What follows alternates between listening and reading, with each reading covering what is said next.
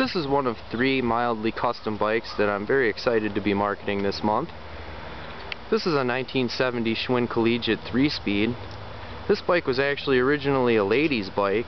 I have a frame jig set up in the garage that I converted this to a man's frame by switching the top tube with the down tube of another lady's frame, and then really precisely executed this conversion by transferring the brake cable hangers as well, and following that up with a modernization to the braking system by adding rear cantilever studs.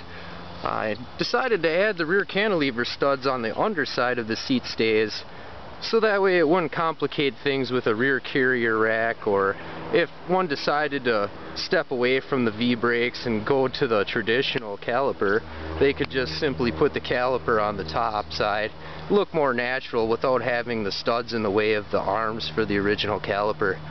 So that was a pretty big change for this bike, and Schwinn classified this as a 18-inch frame. But when you actually take a measurement from the center of the bottom bracket shell to the top side of the seat clamp, it's 19.5 inches. The bike's got a lot of potential.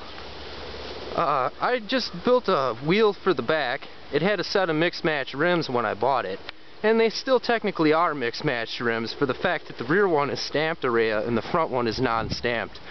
But the rims are an identical style of rims, whereas when I first picked it up, it had an S5 drop center rear wheel that wasn't all that straight. So I stepped to this Araya hoop that I happened to come across coincidentally, and it's a real nice looking rim. I've got that laced in using the original CAD spokes, laced into the original factory 3-speed hub that's dated 1969. The hub shifted well before disassembling the wheel and rebuilding the wheel, so I decided not to mess with a well-working hub. I cleaned up the rear fender, polished that up. It does have a couple of small crinkles and dents. Overall it presents fairly nicely, but it's not perfect.